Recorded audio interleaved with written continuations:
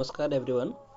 आज मैं आप लोगों के लिए 10th क्लास के साइंस का ऑप्टिक्स चैप्टर का टॉप 50 क्वेश्चन लेके आया हूँ ऑब्जेक्टिव। ठीक है, ये क्वेश्चन आपके बोर्ड एग्ज़ाम के लिए बहुत ज़्यादा इम्पोर्टेंट है और इसी 50 में से कोई ना कोई क्वेश्चन आपको एग्ज़ाम में ज़रूर आ जाएगा। ठीक, इसमें जो सब्जेक्टिव का टॉपिक है वो भी मैं आपको बता दूंगा, जो कहाँ कहाँ से आपको सब्जेक्टिव क्वेश्चन भी पूछा जा सकता है। चलिए आगे बढ़ते हैं। ठीक है, पहला क्वेश्चन है, प्रकाश की किरण गमन करती है, मतलब प्रकाश की किरण जो होती है वो कैसे मूवमेंट करती है? तो सीधी रेखा में। कैसे? देखिए, प्रकाश हमेशा एक सरल रेखा में चलता है जिसे प्रकाश का ऋजुरेखीय संचरण कहा जाता है। ठीक, दूसरा क्वेश्चन है, समतल दर्पण द्वारा बना प्रतिबिंब होता है।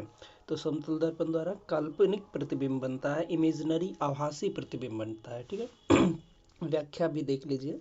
समतल दर्पण में बना प्रतिबिंब पर्दे पर प्राप्त नहीं किया जा सकता है, यह हमेशा सीधा होता है। कैसा होता है? हमेशा ये सीधा बनता है। चलिए नेक्स्ट पेज पे चलते हैं। नेक्स्ट पेज है आपका परावर्तन का नियम है। परावर्तन के दो नियम होते हैं, दोनों नियम आप याद कर लेंगे।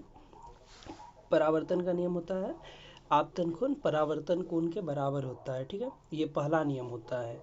आप प्रकाश के परावर्तन का दूसरे नियम के अनुसार ये दूसरा नियम होता है, सॉरी, आपतन कोण परावर्तन कोण के बराबर होता है। फिर चौथा क्वेश्चन है आपका, काल्पनिक प्रतिबिंब हमेशा होता है। तो कैसा होता है काल्पनिक प्रतिबिंब? सीधा। काल्पनिक प्रतिबिंब हमेशा सीधा बनता है। जो प्रतिबिंब आभासी काल्पनिक होते हैं वो वस्तु के सापेक्ष सीधा बनते हैं। ठीक, याद रखेंगे इस चारों क्वेश्चन को। फिर आगे चलते हैं। गोलीय दर्पण में फोकसांतर f एवं वक्रता त्रिज्या r के बीच क्या संबंध होता है? तो r बराबर 2f या f is equal to r/2 होता है। ठीक है, किसी भी गोलीय दर्पण की फोकस दूरी उसकी वक्रता त्रिज्या की आधी होती है। ठीक, फिर है जो हमारे नाई होते हैं, ठीक है, वो हजामत सेविंग बनाने के लिए किस दर्पण का प्रयोग करते हैं? तो वो करते हैं अवतल दर्पण का प्रयोग। ये VVI क्वेश्चन है, इसे भी याद कर लेंगे।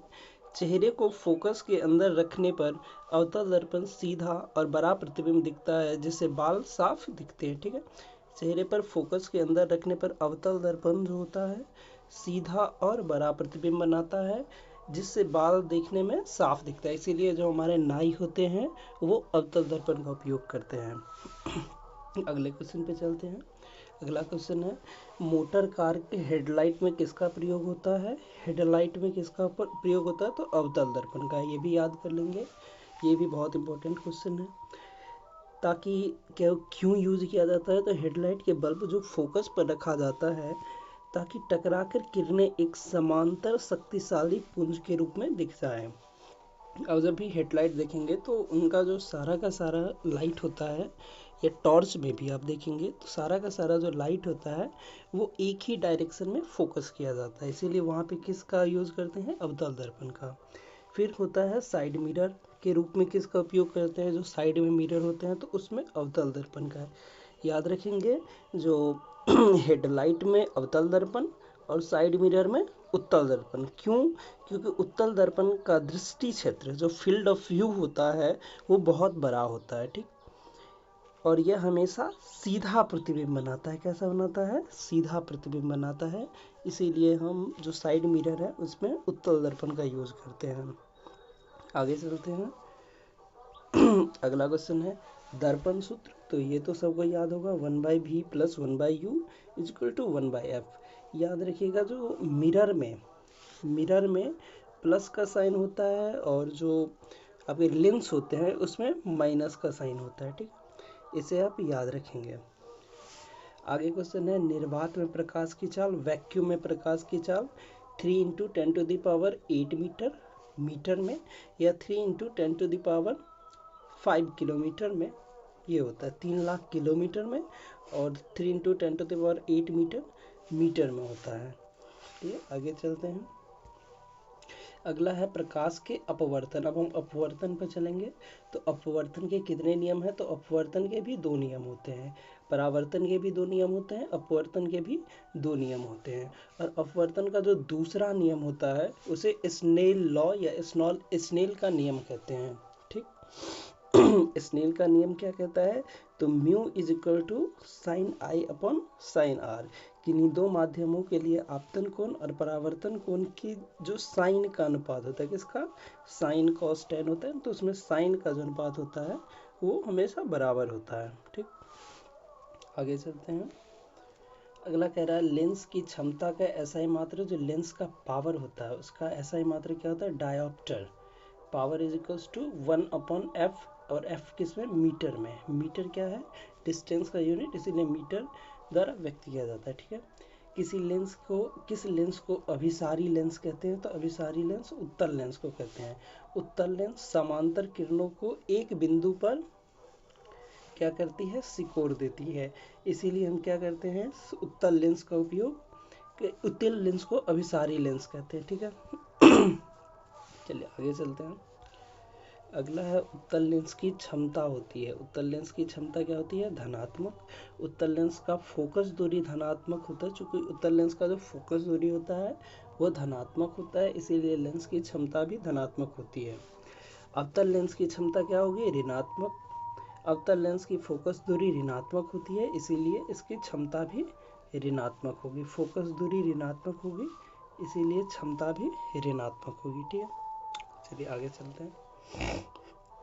उत्तल लेंस की धनात्मक, अवतल लेंस की ऋणात्मक, याद रखना।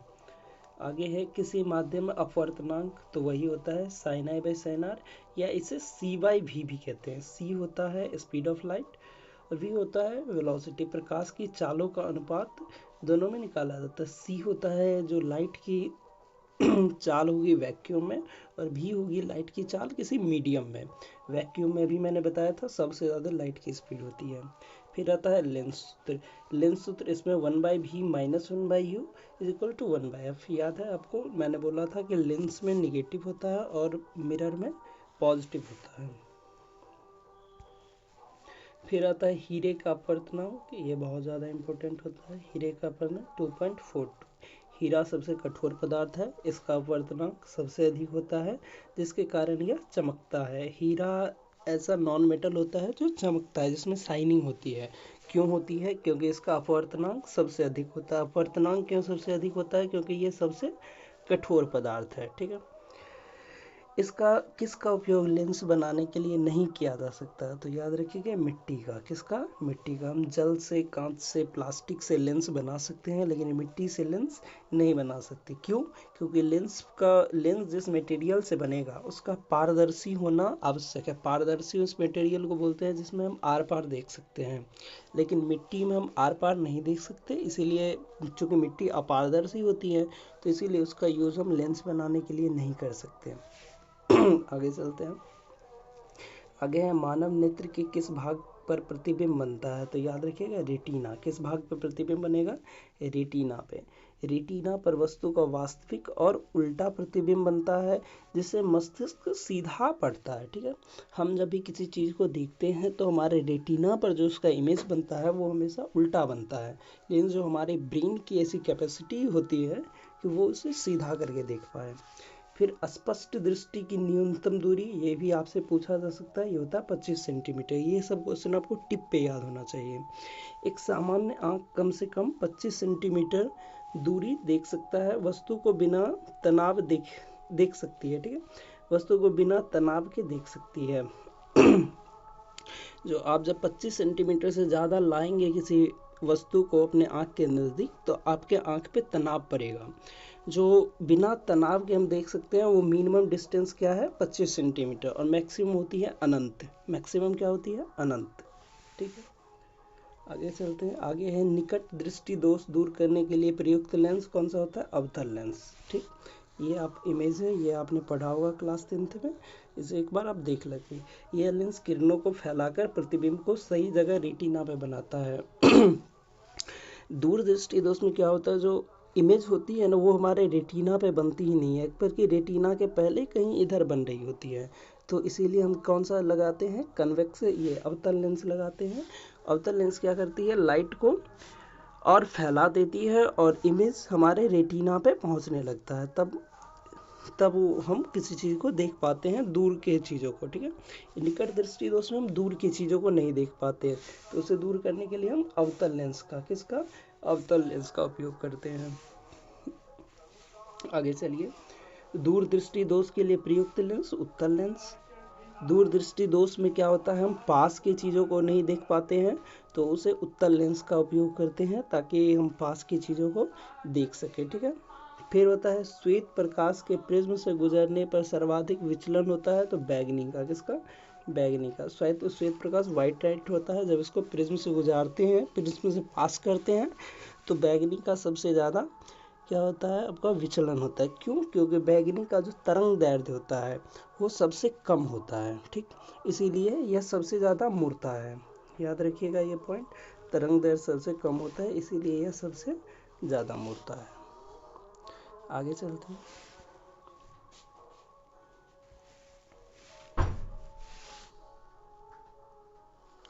आगे है आकाश का रंग नीला क्यों दिखाई पड़ता है।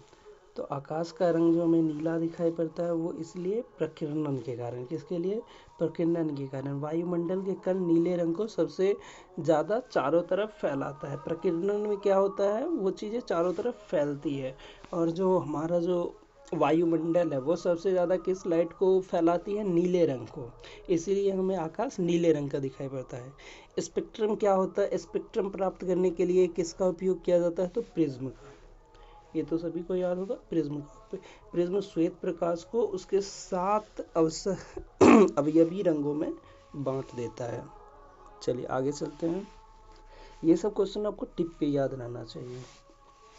तारे टिमटिमाते नजर आते हैं, ये आप सब्जेक्टिव में भी डिटेल में याद कर लेंगे। ये क्वेश्चन बहुत ही इंपॉर्टेंट है, ये ज़्यादातर 5 नंबर वाले क्वेश्चन में पूछे जाते हैं। जो तारे टिमटिमाते हैं तो क्यों टिमटिमाते हैं, क्यों, क्योंकि वायुमंडल ये अपवर्तन के कारण। यहाँ पे मैं आपको डिटेल में नहीं बताऊंगा, आप डिटेल में कहीं से पढ़ लेना। हवा की परतों का घनत्व बदलने से प्रकाश का मार्ग बदलता है। अब ये हवा की परतों का घनत्व क्यों बदलता है, यही आपको डिटेल में याद करना है, ठीक है। शॉर्ट में मैंने इतना बता दिया। फिर होता है इंद्रधनुष का बनना किस घटना पर आधारित होता है, तो वर्ण विक्षेपण या टोटल इंटरनल रिफ्लेक्शन, ये भी आप याद कर लेंगे। और ये भी क्वेश्चन इंद्रधनुष वाला, ये भी आप डिटेल में 5 नंबर में याद कर लेंगे कि इंद्रधनुष कैसे बनता है। वर्षा की बूंदें प्रिज्म की तरह काम करती है, ये आपको ऑब्जेक्टिव में पूछा जा सकता है कि वर्षा की बूंदें किसकी तरह काम करती है, तो याद रखना प्रिज्म की तरह।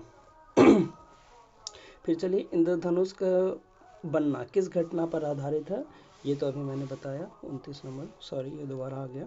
फिर मानव नेत्र में कौन सा लेंस होता है, तो उत्तल लेंस, ये भी आप याद कर लेंगे, ये भी बहुत ज़्यादा इंपॉर्टेंट क्वेश्चन है कि मानव नेत्र में कौन सा लेंस होता है, तो उत्तल लेंस होता है।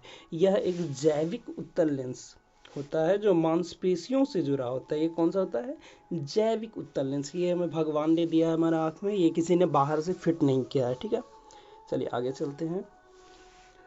अगला क्वेश्चन है, अवतल लेंस की फोकस दूरी होती है, तो अवतल लेंस की फोकस दूरी ऋणात्मक होती है। अभी हमने पढ़ा था, अवतल लेंस की फोकस दूरी ऋणात्मक होती है और उत्तल लेंस की फोकस दूरी धनात्मक होती है, ठीक है। उत्तल दर्पण द्वारा बना प्रतिबिंब होता है हमेशा सीधा। उत्तल दर्पण कभी भी वास्तविक प्रतिबिंब नहीं बनाता है और यह हमेशा सीधा और छोटा होता है, ठीक है। चलिए आगे चलते हैं। आगे है, अगर r बराबर 40 है तो f बराबर क्या होगा, तो अभी हमने पढ़ा था f is equal to r/2। Focus दूरी जो होता है वो रेडियस ऑफ कर्वेचर का हाफ होता है, तो r बराबर तो 20 हो जाएगा, ठीक है। चलिए आगे चलते हैं। ये न्यूमेरिकल इतना नहीं आता है, फिर में मैंने 1-2 रख लिया है कहीं कहीं, ठीक है। फिर है प्रकाश का प्राथमिक वर्ण, प्राइमरी कलर क्या होता है, तो लाल, नीला, हरा, ठीक है। लाल, नीला और हरा तीनों को हम RGB प्राथमिक रंग कहलाते हैं, ठीक है। फिर टिंडल प्रभाव क्या है, ये भी आप याद कर लेंगे डिटेल में, ये आपको 2 नंबर वाले में पूछ सकता है। टिंडल प्रभाव क्या है, ये पूछता है यहाँ पे क्वेश्चन। टिंडल प्रभाव संबंधित है तो प्रकीर्णन से। कोलाइडल कणों द्वारा प्रकाश के फैलने को टिंडल प्रभाव कहते हैं, ठीक है। कोलाइडल कण जो हवा में कोलाइडल जो भी अब डस्ट पार्टिकल होते हैं, कोलाइडल कण, छोटे छोटे जो कण होते हैं, उसके द्वारा प्रकाश के फैलने को क्या कहते हैं? टिंडल प्रभाव। ये आप डिटेल में भी याद कर लेंगे, ये आपको 2 नंबर वाले में या 5 नंबर वाले में भी हो सकता है, डिटेल में पूछ ले। फिर होता है किसका दृष्टि क्षेत्र सबसे बड़ा होता है? तो अभी हमने पढ़ा था किसका? उत्तल दर्पण का। इसीलिए इसको हम कहाँ यूज करते हैं? साइड मिरर में। कहाँ पे यूज करते हैं? साइड मिरर में। अब क्यों होता है? क्योंकि बाहर की तरफ वक्रित होने के कारण यह बड़े क्षेत्र को कवर करता है। ये किसकी तरफ? बाहर की तरफ वक्रित होता है। इसकी वक्रता किधर होती है? बाहर की तरफ। और जो हमारा अवतल लेंस होता है उसकी वक्रता किधर होती है? अंदर की तरफ। फिर होता है नेत्र लेंस की फोकस दूरी कम करने से कौन सा दृष्टि कौन सा दोष होता है? तो होता है निकट दृष्टि दोष। क्या होता है? तो नेत्र लेंस की फोकस दूरी कम होने के कारण क्या हो जाता है? जो हमारे मतलब प्रतिबिंब होता है ना, वो रेटिना के आगे ही बनने लगता है। इसीलिए हमें क्या हो जाता है? तो दृष्टि दोष हो जाता है। चलिए आगे चलते हैं। आगे ये सारे क्वेश्चन आपके लिए बहुत ज़्यादा। फिर है सूर्योदय के समय सूर्य लाल क्यों दिखता है? ठीक है, इसको भी आप सब्जेक्टिव में याद कर लेंगे। सूर्य उदय के समय सूर्य लाल क्यों दिखता है? प्रकीर्णन के कारण, प्रकाश के प्रकीर्णन के कारण सूर्य उदय के समय हमें सूर्य लाल दिखता है। ठीक है, अधिक दूरी तय करने के कारण केवल लाल रंग ज़्यादा क्या केवल लाल रंग आते रहता है? नहीं, रंग सारे निकलते रहते हैं सूर्य से, लेकिन सूर्य उदय और सूर्य अस्त दोनों के समय लाल इसलिए दिखाई पड़ता है क्योंकि वो हमसे इतना दूर होता है कि केवल लाल रंग ही हमारे आंखों तक पहुंच पाता है। लाल रंग क्यों पहुंच पाता है? क्योंकि उसका जो तरंग दैर्ध्य है, वेवलेंथ है, वो सबसे ज़्यादा होती है। ठीक है, फिर हवा का अपवर्तनांक कितना होता है? 1.0003 होता है। ये हवा का अपवर्तनांक, और यह निर्वात इतना के करीब होता है। और हवा के अपवर्तनांक करीबन वैक्यूम के करीब होता है, वैक्यूम 1.0, इसीलिए हवा को हम वैक्यूम मटेरियल ही मानते हैं। ठीक है, चल आगे चलते हैं। लेंस द्वारा उत्पन्न आवर्धन m का क्या सूत्र होता है? तो m का सूत्र भी याद कर लीजिएगा, v/u। ठीक है, दर्पण के लिए यह -v/u होता है और लेंस के लिए यह +v/u होता है। दर्पण में निगेटिव धन और लेंस में पॉजिटिव होता है। बाकी फॉर्मूला सेम रहता है, v/u किसका? आवर्धन का। आवर्धन को किससे डिनोट करते हैं? m से।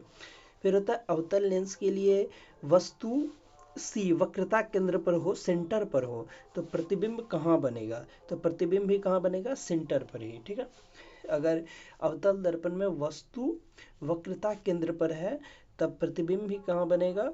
वहीं पे बनेगा। और यहाँ प्रतिबिंब समान आकार का उल्टा और वास्तविक होता है। कैसा होता है? उल्टा होता है, वास्तविक होता है और समान आकार का। याद रखिएगा, जब प्रतिबिंब वास्तविक बनेगा तब उल्टा बनेगा, और जब सीधा बनेगा तो आभासी बनेगा। आभासी प्रतिबिंब सीधा बनता है और वास्तविक प्रतिबिंब उल्टा बनता है। ठीक है, चलिए आगे चलते हैं। अगला क्वेश्चन है, जरा दृष्टिता के लिए प्रयुक्त लेंस है तो कौन सा? Bifocal lens. इसका ऊपर अवतल और नीचे उत्तल लेंस होता है। अब जरा दृष्टिता क्या होता है? जरा दृष्टिता वो दोष होता है जिसमें ज़्यादा दूर का भी नहीं दिखता और ज़्यादा पास का भी नहीं दिखता है, तो उसमें हम बाइफोकल लेंस यूज करते हैं। बाइफोकल में ऊपर कौन सा लेंस होता है? अवतल लेंस, और नीचे उत्तल लेंस। याद रखिएगा, बाइफोकल लेंस में आपको ऊपर कौन सा लेंस होता है? तो अवतल लेंस, और नीचे उत्तल लेंस। ठीक है, फिर प्रकाश की चाल सबसे अधिक किस में होती है? निर्वात में, एम्प्टी स्पेस में। क्यों? क्योंकि यहाँ का जो रिफ्रैक्टिव इंडेक्स है वो सबसे कम होता है। कितना? 1.0।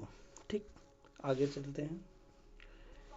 आगे होता है लेंस का मुख्य फोकस की संख्या होती है। लेंस में मुख्य फोकस कितने होते हैं? 2। लेंस में 2 वक्र पृष्ठ होते हैं, इसीलिए 2 मुख्य फोकस होते हैं, f1 और f2। क्यों होते हैं? क्योंकि 2 वक्र पृष्ठ होते हैं, इसीलिए 2 फोकस भी होते हैं।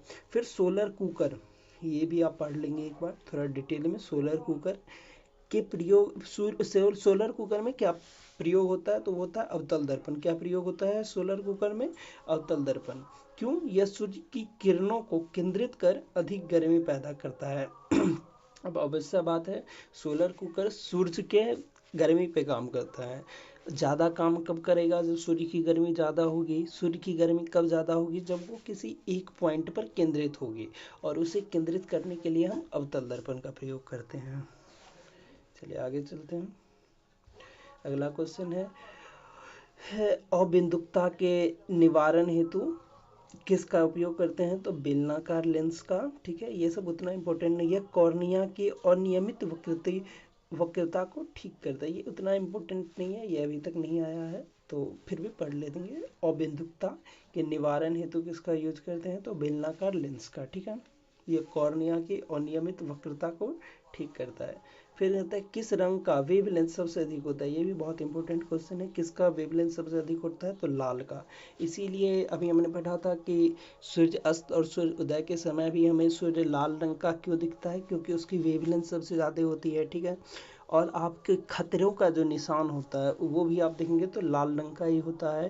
क्यों? ताकि वो दूर से दिख जाए। दूर से क्यों दिखेगा? क्योंकि उसका वेवलेंथ सबसे ज़्यादा है, तो जिसका वेवलेंथ ज़्यादा होगा वो बहुत दूर ट्रेवल करेगा। ठीक है, इसीलिए लाल रंग का तरंग दैर्घ्य सबसे अधिक ज़्यादा और बैगनी का सबसे कम होता है। याद रखना, बैगनी का सबसे कम और लाल का सबसे ज़्यादा। फिर होता है क्या प्रकाश एक विद्युत चुंबकीय तरंग है? तो हाँ, प्रकाश क्या है? विद्युत चुंबकीय तरंग, इलेक्ट्रोमैग्नेटिक वेव। ये आप बहुत आगे जब जाएंगे तो इसे डिटेल से पढ़ेंगे। इसे चलने के लिए किसी भौतिक माध्यम की आवश्यकता नहीं होती है, इसीलिए हम पढ़ते हैं कि स्पेस में कोई भी मीडियम नहीं है, वहाँ कुछ भी ट्रेवल नहीं करता है कि वहाँ पे भी लाइट ट्रेवल करता है। ठीक है, फिर पानी का अपवर्तनांक कितना होता है? तो ये होता है 1.33, ये भी पढ़ लेंगे। यह कांच 1.5 से विरल, लेकिन हवा 1.0 से सघन। विरल और सघन माध्यम भी आप पढ़ लेंगे। ठीक है, विरल और सघन माध्यम भी आप पढ़ लेंगे। चलिए अगला स्लाइड है थैंक यू का। आप यहाँ तक आ गए हैं तो हमारे वीडियो को लाइक कर दें, चैनल को सब्सक्राइब कर दें, और जो भी बच्चे 10th में हैं वो कृपया मन लगा के पढ़ें और हमारे चैनल को सब्सक्राइब करके रखें। ठीक है, और आपके जो भी दोस्त हैं उन्हें आप वीडियो शेयर कर सकते हैं। बाकी मिलते हैं फिर किसी और वीडियो में, तब तक के लिए टाटा बाय बाय, ध्यान रखिए अपना, जय हिंद।